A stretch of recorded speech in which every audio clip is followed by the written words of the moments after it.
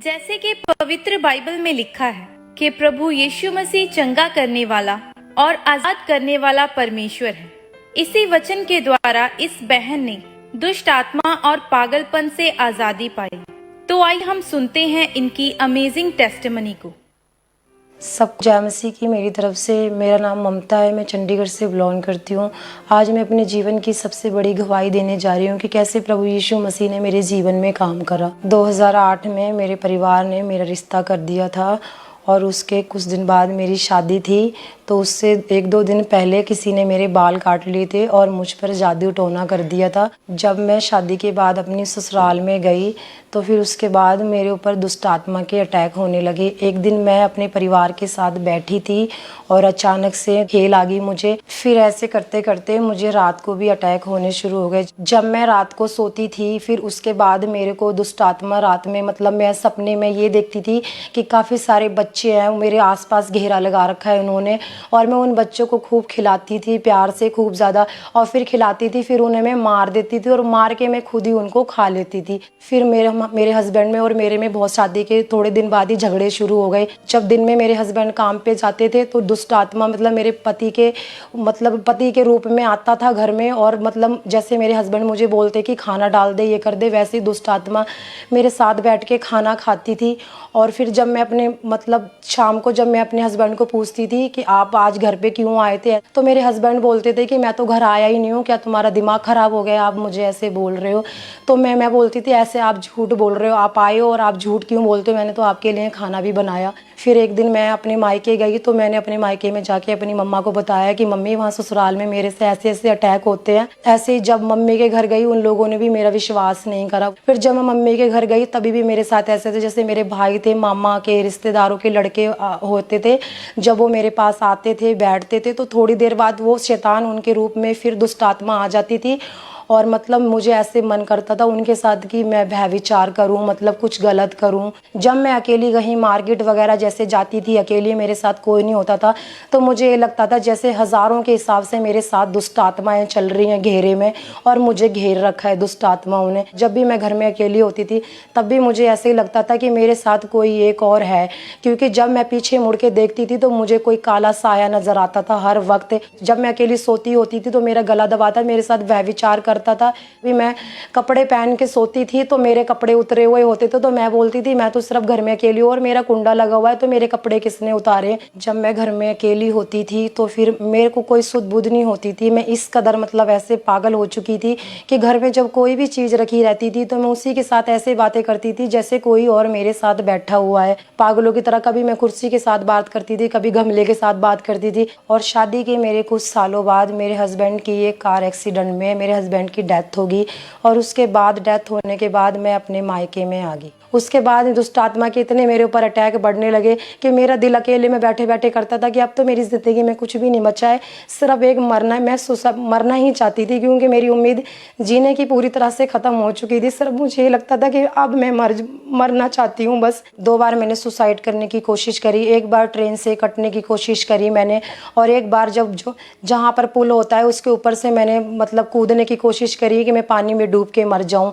फिर ऐसे मैंने 2 बार अपने आप को मारने की कोशिश करी। फिर घर में जब मैं अकेली होती थी तो दीवारों में अपना सर मारती थी, कभी अपने चाकू से भी हाथ काट लेती थी मैं, क्योंकि मैं मरना चाहती थी पूरी तरह से। मैं डिप्रेशन में थी। एक बार जब घर में कोई नहीं था तो मैंने पंखे में दुपट्टा बांध के अपना गले में मैंने दुपट्टा बांध लिया और स्टूल में नीचे पैर से गिराने वाली थी। इतने में ही मेरी मम्मा आ गए और मेरी मम्मी जोर जोर से चीखने लगी कि ये क्या कर रही है, क्या कर रही है। फिर एक दिन मेरे घर गेस्ट आए और मेरी मम्मा चिकन लेके आए, तो वो लोग गेस्टों के साथ बाहर बैठे थे और मैं रसोई में चिकन बना रही। जब मैंने लिफाफा खोला तो मेरे मन से ऐसा आया एकदम से कि मैं इसको ऐसे ही खा लूं। फिर किचन में मैं ऐसे लिफाफे में से निकाल के चिकन खा रही थी। तब मेरे मम्मा आए, उन्होंने मुझे देखा तो मेरे मम्मा बुरी तरह से डर गई मुझे देख के, क्योंकि मैं अपनी रसोई की स्लेब पे बैठ के और आराम से चौकड़ी मार के चिकन खा रही थी। फिर मम्मी घबराते हुए और रोते हुए बाहर एकदम से हमारे गेस्ट को बुलाने गए थे जो हमारे घर आए। उन्होंने भी मुझे ऐसे देखा। फिर उसके बाद वो हमारे गेस्टों ने बोला कि इन्हें कहीं अन्य जगह पर लेके चलो, क्योंकि दुष्ट आत्मा के अटैक पूरी तरह से बढ़ गए हैं, क्योंकि ये लड़की इस तरह से कच्चा मांस खाने लगी है, तो दुष्ट आत्मा के बहुत बुरी तरह से अटैक है इसके ऊपर। और हमारे गेस्ट के कहने से अन्य जगह पर वो मुझे लेके गए, अन्य जगह ले गए मुझे। वहाँ मुझे उन्होंने सांकलों से बांधा और मुझे इतना पीटा उन्होंने, इतना ज़्यादा। जब मुझे होश आया तो मेरे बॉडी पर पूरे निशान थे। मुझे ये भी नहीं पता था कि मुझे मेरे साथ क्या हुआ है। जब मुझे अन्य जगह पर ले गए उसके बाद भी मुझे कोई फ़र्क नहीं पड़ा। फिर एक दिन मेरा बड़ा भाई घर में नशा करता है, मेरा भाई ड्रिंक करता था, तो वो शराब लेके आया और उसने घर में हमेशा छुपा के रखता था। एक दिन मैंने सोचा कि ये शराब क्यों पीता है, ये तो इतनी आराम से सोता है सुकून से। तो मैंने एक दिन उसकी शराब को उठा के, और वो पूरी एक बोतल थी जो मैंने पी ली। और उसके बाद मतलब मैं नशे में थी उस वक़्त, तो मुझे एकदम अच्छी से नींद आई और मुझे अच्छा लगा। और फिर जब मैं सुबह उठी तो मतलब मुझे लगा कि नशा करके मुझे शांति मिलती है। तो हर वक्त मुझे ऐसी लत लग गई कि सिर्फ मैं नशा ही हमेशा ड्रिंक करती रहती थी। उस तरह से डिप्रेशन के साथ साथ पूरी तरह से मैं पागल हो चुकी थी, सुध बुध गवा चुकी थी। और फिर उसी के साथ साथ मेरे जीवन में बीमारियां एंट्री कर गई। मैं पहले मेरे पेट में दर्द होता था, फिर पेट के दर्द से मुझे टाइफाइड हो गया। टाइफाइड के होते होते फिर मुझे निमोनिया हो गया, और निमोनिया होते होते फिर मुझे टीवी हो गया। और जब मेरा टीवी का ट्रीटमेंट चल रहा था, मतलब इतनी सारी बीमारियां एकदम से आ गई और मैं पूरी बहुत परेशान हो गई। मैंने कहा पहले तो दुष्ट आत्मा के अटैक से मैं परेशान थी, अब ये बीमारियों ने भी मुझे घेर लिया। फिर जब एक दिन मैं टीवी की दवाई लेने के लिए गई तो 5 महीने से मुझे ब्लड की वॉमिटिंग आ रही थी। तो मैंने डॉक्टर को कहा कि सर मुझे 5 महीने से ब्लड की वॉमिटिंग आ रही है, और मुझे दिन भर में 15-20 बार वॉमिटिंग आ जाती थी जब भी मैं कुछ खाती थी, और मेरे बाल भी बहुत ज़्यादा झड़ने लगे थे। मेरी चेस्ट में से ना जब मुझे ब्लड की वॉमिटिंग आती थी तो मुझे ब्लड के ना टुकड़े निकलते थे मुंह से, जैसे ब्लड जम जाता है ना फिर उसके टुकड़े बन जाते, ऐसे मेरे मुंह से टुकड़े निकलते थे। और डॉक्टर ने मुझे बोला कि अगर एक भी टुकड़ा आपके गले में फंस गया तो उसी वक्त आपकी मृत्यु हो जाएगी। तो फिर मैं इतनी ज़्यादा डर गई थी। मैंने कहा डॉक्टर कहता है कि टीवी तो सबको होती है पर ऐसे ब्लड किसी को नहीं आता, इसीलिए उसने मुझे 100% कैंसर के चांस बताए थे कि कैंसर 100% ऐसे। जब मैं अकेली घर में मतलब बैठे रहती थी, मैं टेंशन में थी, बीमारी की टेंशन थी, मेरे को लगता था अब मैं बचूंगी नहीं। फिर जब मैं बैठती थी तो दुष्ट आत्मा मेरे साथ ऐसे बैठती थी जैसे मेरे साथ कोई और मनुष्य बैठा है। फिर मेरे से बात करती थी और इतने बड़े बड़े उसके सीन होते थे, और उसके मुंह से ऐसे ब्लड निकलता रहता था, मुंह से ब्लड गिराता रहता था। जब मेरा पागलपन इतनी हद तक बढ़ गया था कि मेरे घर वाले मुझे घर से बाहर भी निकलने नहीं देते थे। जब रात को मेरे घर वाले सोते थे तो मम्मी मेरी रस्सी से पैर बांध के और अपने पैर में रस्सी बांधते थे, क्योंकि जब मैं जाऊंगी तो मेरी मम्मा को पता लग जाएगा कि मैं घर से उठ के जा रही हूँ। जब मैं पूरी तरह से डिप्रेशन में चली गई थी और मेरी उम्मीद टूट चुकी थी और पूरी तरह से मैं ख़त्म हो चुकी थी, फिर एक दिन मैं घर के बाहर बैठी थी तो हमारे पड़ोस में ही एक परमेश्वर की दासी रहते थे जो पास्टर हैं, वो उनकी वाइफ में बैठे थे। वो मुझे पूछने लगे कि बहन ऐसे क्यों तुम उदास बैठे रहते हो। फिर मैंने उनको अपनी सारी लाइफ की स्टोरी बताई कि मैं इस तरह से डिप्रेशन में हूँ। फिर उन्होंने मुझे खामरा चर्च के बारे में बताया कि जलंधर में खामरा चर्च है, वहाँ परमेश्वर के काम, बड़े बड़े काम होते हैं, अद्भुत।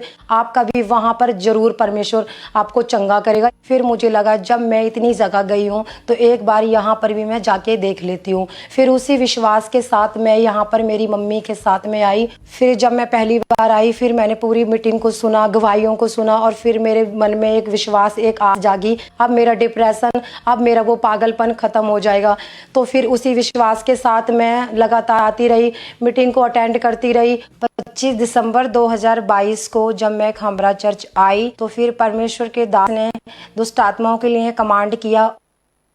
मैं यीशु मसीह के नाम में कमांड करता हूँ सब दुष्ट आत्माओं को जो आपके ऊपर कब्जा करके बैठी है, आउट इन जीसस नेम। ऐ दुष्ट आत्मा इस फायर से निकल, रिलीज करो होली गोस्ट, रिलीज करो होली गोस्ट, रिलीज करो होली गोस्ट। जैसे मैंने उस प्रार्थना को विश्वास के साथ अपने लिए सामर्थ्य प्रार्थना को रिसीव करा तो मुझे ऐसे लगा कि पवित्र आत्मा ने मुझे छुआ है और मेरे अंदर एकदम से कुछ गया, ऐसा मुझे महसूस हुआ। और उसी वक्त मुझे वॉमिटिंग आई, और वॉमिटिंग मुझे ब्लड की वॉमिटिंग आई, और फिर उसी वक्त मुझे विश्वास हो गया था कि अब मेरी डिलीवरेंस हो गई है। उसी तरह वही विश्वास को लेके मैं अपने घर गई, उसी रात को घर जाके सोई, और मैं इतनी अच्छी नींद के साथ सोई थी। ना तो कोई दुष्ट आत्मा का सपना मुझे आया, ना ही कोई दुष्ट आत्मा की अटैक। कि ना ही मेरा व्यभिचार करने को मन करा और ना ही कच्चा मांस खाने को, ना ही मेरा नशा करने को मन करा। अगले दिन मैंने अपने सारे टेस्ट कराए थे और उसके बाद मेरी सारी रिपोर्टें नेगेटिव आई। अब मुझे ना तो कोई ब्लड की वॉमिटिंग आती है, ना मेरे ब्लड मुंह से कोई भी ब्लड के फीस निकलते हैं, ना मुझे कोई बीमारी है, ना कोई इन्फेक्शन है, ना कोई कैंसर है। अब मुझे कोई पागलपन के दौरे नहीं पड़ते, ना मुझे कोई दुष्ट आत्मा के अटैक आते हैं, ना मेरे घर वाले अब मुझे किसी रस्सी से बांध के रखते हैं।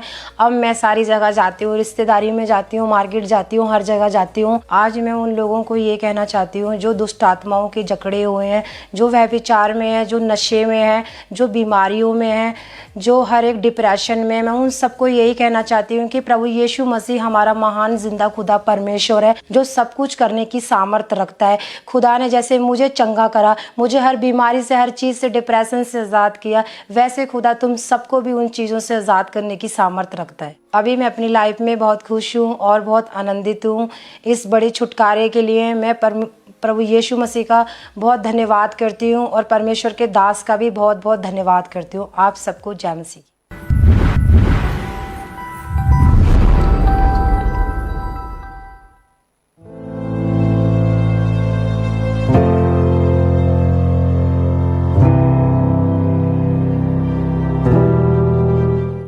जैसे कि बाइबल में लिखा है, परंतु वह हमारे ही अपराधों के कारण घायल किया गया, वह हमारे अधर्म के हेतु कुचला गया, हमारी ही शांति के लिए उस पर ताड़ना पड़ी कि उसके कोड़े खाने से हम चंगे हो जाएं। तो आइए सुनते हैं इनकी अद्भुत गवाही को।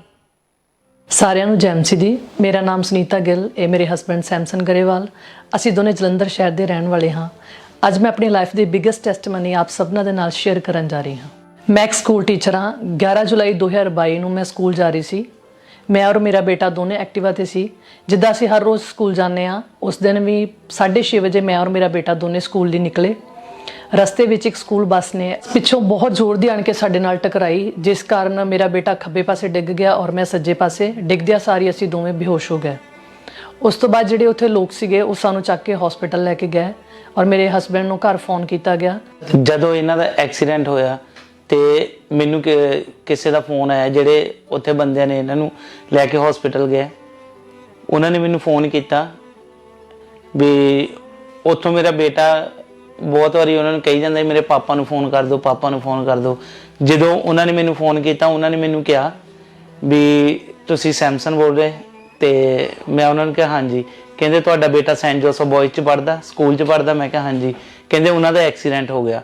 ਮੈਂ ਉਹਨਾਂ ਨੂੰ ਕਹਿੰਦੇ ਇਹ ਕਿਹਾ, ਮੈਂ ਕਿਹਾ ਜੀ ਮੇਰਾ ਬੇਟਾ ਨਹੀਂ, ਮੇਰੀ ਵਾਈਫ ਵੀ ਨਾਲ ਸੀਗੀ।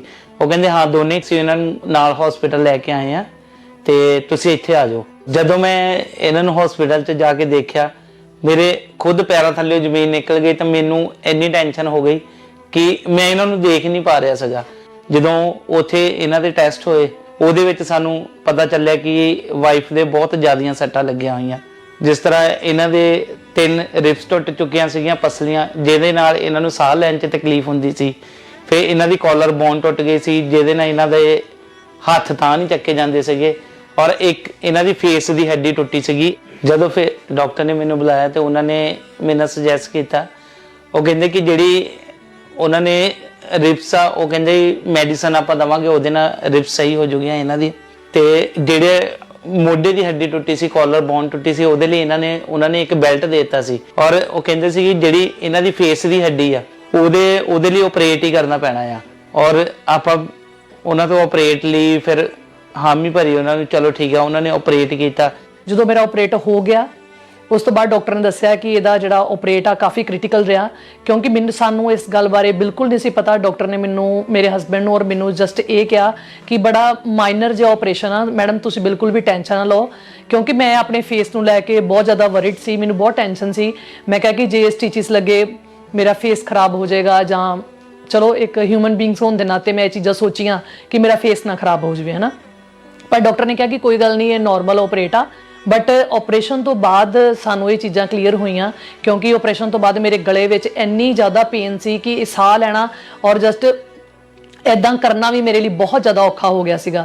ਫਿਰ ਅਸੀਂ ਡਾਕਟਰ ਨੂੰ ਜਦੋਂ ਪੁੱਛਿਆ, ਕਿ ਹਸਬੈਂਡ ਨੇ ਪੁੱਛਿਆ ਕਿ ਇਹਨੂੰ ਇੰਨੀ ਤਕਲੀਫ ਕਿਉਂ ਆ, ਫਿਰ ਉਹਨਾਂ ਨੇ ਦੱਸਿਆ ਕਿ ਤੁਹਾਡੀ ਮਿਸਿਸ ਨੂੰ ਵੈਂਟੀਲੇਟਰ ਤੇ ਪਾ ਕੇ ਇਹਦਾ ਆਪਰੇਟ ਕੀਤਾ ਗਿਆ। ਔਰ ਜਿਹੜਾ ਕਿ ਮੇਰੇ ਲਈ ਬਹੁਤ ਔਖਾ ਰਿਹਾ। ਜਦੋਂ ਮੈਂ ਹਸਪੀਟਲ ਵਿੱਚ ਸੀ, ਮੈਨੂੰ ਹੋਸ਼ ਆਇਆ, ਉਸ ਟਾਈਮ ਮੈਂ ਕਾਫੀ ਜ਼ਿਆਦਾ ਮੁਸ਼ਕਲ ਵਿੱਚ ਸੀ ਕਿਉਂਕਿ ਮੈਨੂੰ ਸਾਹ ਲੈਣ 'ਚ ਦਿੱਕਤ ਆਉਂਦੀ ਹੁੰਦੀ ਸੀਗੀ। ਔਰ ਜਦੋਂ ਮੈਨੂੰ ਵਾਸ਼ਰੂਮ ਜਾਣਾ ਪੈਂਦਾ ਸੀ, ਮੇਰੇ ਹਸਬੰਡ ਮੇਰਾ ਹੱਥ ਫੜ ਕੇ ਲੈ ਕੇ ਜਾਂਦੇ ਸੀਗੇ। ਈਵਨ ਮੇਰੇ ਤੋਂ ਚੱਲਿਆ ਨਹੀਂ ਸੀ ਜਾਂਦਾ। ਮੂੰਹ ਦੀ ਹੱਡੀ ਟੁੱਟਣ ਦੇ ਕਾਰਨ ਮੇਰੇ ਫੇਸ ਤੇ ਬਹੁਤ ਜ਼ਿਆਦਾ ਸਵੈਲਿੰਗ ਸੀ, ਜਿਸ ਕਾਰਨ ਮੈਂ ਕੁਝ ਖਾ ਪੀ ਨਹੀਂ ਸਕਦੀ ਸੀਗੀ। ਔਰ ਮੇਰੇ ਦੰਦ ਮੈਨੂੰ ਇਦਾਂ ਫੀਲ ਹੁੰਦੇ ਸੀਗੇ ਕਿ ਜਿੱਦਾਂ ਸਾਰੇ ਮੇਰੇ ਦੰਦ ਟੁੱਟ ਚੁੱਕੇ ਹੋਣ। ਜਦੋਂ ਮੈਨੂੰ ਡਾਕਟਰ ਨੇ ਕਿਹਾ ਸੀਗਾ ਕਿ ਇਹਨੂੰ ਸਿਰਫ ਇੱਕ ਪਾਣੀ ਦੀ ਸਿਪ ਦੇ ਸਕਦੇ ਤੁਸੀਂ, ਮੈਨੂੰ ਯਾਦ ਆ ਕਿ ਇੱਕ ਸਟ੍ਰੋ ਦੇ ਨਾਲ ਮੈਨੂੰ ਪਾਣੀ ਪਿਲਾਇਆ ਜਾਂਦਾ ਸੀ ਔਰ ਬਹੁਤ ਔਖਾ ਸੀਗਾ ਮੇਰੇ ਲਈ ਕਿਉਂਕਿ ਪਾਣੀ ਵੀ ਮੇਰੇ ਅੰਦਰ ਨਹੀਂ ਜਾ ਪਾਉਂਦਾ ਸੀਗਾ। ਇੱਕ ਸਟ੍ਰੋ ਲੈ ਕੇ ਮੈਂ ਇਸ ਸਾਈਡ ਤੇ ਸਟ੍ਰੋ ਵਿੱਚ ਅਡਾ ਦਿੰਦੇ ਹੁੰਦੇ ਸੀ ਜਾਂ ਇਸ ਸਾਈਡ ਤੇ ਅਡਾ ਦੇਣਾ ਤੇ ਕੋਈ ਥੋੜਾ ਬਹੁਤਾ ਜੂਸ ਜਾਂ ਪਾਣੀ ਦੀ ਇੱਕ ਸਿਪ ਲੈ ਕੇ ਮੈਂ ਉਹ ਟਾਈਮ ਕੱਢਿਆ। ਇਸ ਦੌਰਾਨ ਮੈਂ ਪੂਰੀ ਤਰ੍ਹਾਂ ਬੈੱਡ ਤੇ ਸੀ ਔਰ ਮੈਨੂੰ ਬਹੁਤ ਜ਼ਿਆਦਾ ਤਕਲੀਫ ਸੀਗੀ। ਈਵਨ ਮੇਰੇ ਕੋਲ ਬੈੱਡ ਤੇ ਪਾਸਾ ਵੀ ਨਹੀਂ ਸੀ ਮੈਂ ਪਲਟ ਸਕਦੀ।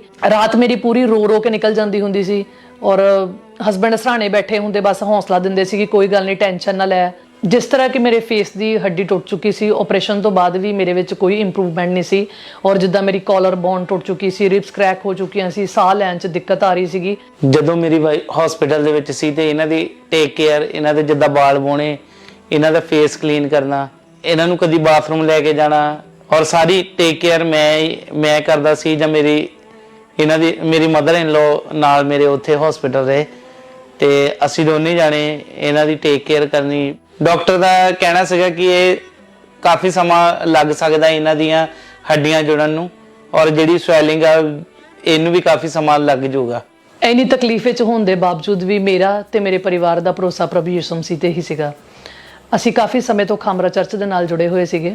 ਅਸੀਂ ਪ੍ਰਭੂ ਯਿਸੂ ਮਸੀਹ ਦੇ ਬਹੁਤ ਵੱਡੇ ਕੰਮਾਂ ਨੂੰ ਦੇਖਿਆ ਸੀ ਕਿ ਕਿਸ ਤਰ੍ਹਾਂ ਦੁਆ ਹੋਣ ਤੇ ਬਹੁਤ ਵੱਡੇ ਕੰਮ ਹੁੰਦੇ ਨੇ। ਫਿਰ ਇਸ ਦੇ ਦੌਰਾਨ ਮੇਰੇ ਬ੍ਰਦਰ ਨੇ ANM ਹਸਪੀਟਲ ਪ੍ਰੇਅਰ ਲਾਈਨ ਦੇ ਉੱਪਰ ਮੇਰੇ ਨਾਮ ਦੇ ਉੱਪਰ ਰਿਕੁਐਸਟ ਸੈਂਡ ਕੀਤੀ। ਫਿਰ 17 ਜੁਲਾਈ 2022 ਨੂੰ ਪਰਮੇਸ਼ਵਰ ਦੇ ਦਾਸ ਨੇ ਮੇਰੇ ਉੱਪਰ ਜ਼ੂਮ ਐਪ ਦੇ ਰਾਹੀਂ ਲੇ ਹੈਂਡ ਪ੍ਰੇਅਰ ਕੀਤੀ। अपने हाथों को उठाओ, परमेश्वर का रूह तुम्हें टच करे, तुम जहां भी हो। Sunita, be healed in Jesus name, आमीन। ऊंचा ये बरकत आप सबकी भी है। उस समय प्रेयर ਨੂੰ ਮੇਰੇ ਹਸਬੰਡ ਔਰ ਮੇਰੀ ਮੰਮੀ ਨੇ ਔਰ ਮੈਂ ਅਸੀਂ ਰਿਸੀਵ ਕੀਤਾ। ਉਸ ਪ੍ਰੇਅਰ ਹੋਣ ਤੋਂ ਬਾਅਦ ਮੇਰੀ ਰਿਕਵਰੀ ਹੋਣੀ ਸ਼ੁਰੂ ਹੋ ਗਈ। ਪ੍ਰੇਅਰ ਤੋਂ ਬਾਅਦ ਜਦੋਂ ਮੇਰੀ ਰਿਕਵਰੀ ਹੋਣੀ ਸ਼ੁਰੂ ਹੋ ਗਈ ਤਾਂ ਡਾਕਟਰਾਂ ਨੇ ਸਾਨੂੰ 3-4 ਦਿਨਾਂ ਦੇ ਵਿੱਚ ਹੀ ਸਾਨੂੰ ਘਰ ਡਿਸਚਾਰਜ ਕਰ ਦਿੱਤਾ।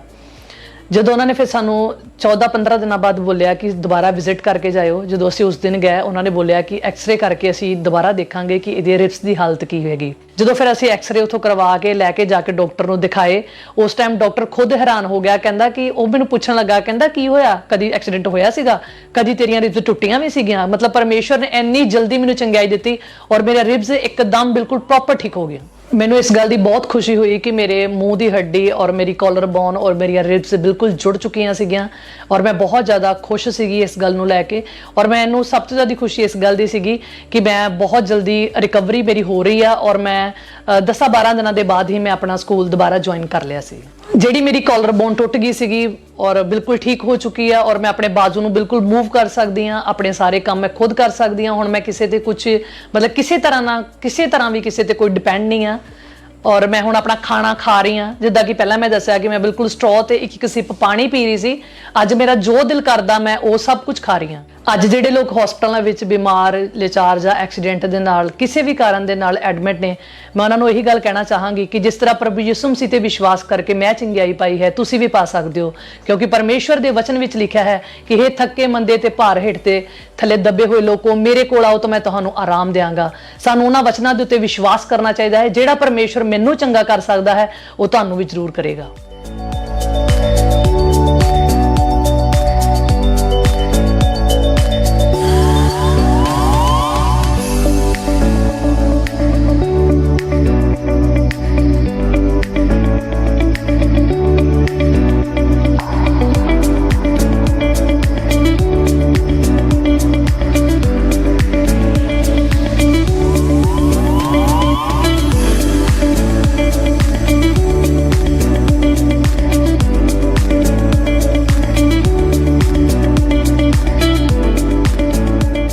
ਇਸ ਬਿਗੇਸਟ ਹੀਲਿੰਗ ਦੇ ਲਈ ਅਸੀਂ ਪਰਮੇਸ਼ਵਰ ਦਾ ਬਹੁਤ ਧੰਨਵਾਦ ਕਰਦੇ ਹਾਂ ਔਰ ਪਰਮੇਸ਼ਵਰ ਦੇ ਦਾਸ ਦਾ ਵੀ ਬਹੁਤ ਧੰਨਵਾਦ ਕਰਦੇ ਹਾਂ। ਸਾਰਿਆਂ ਨੂੰ ਜੈ ਮਸੀਹ।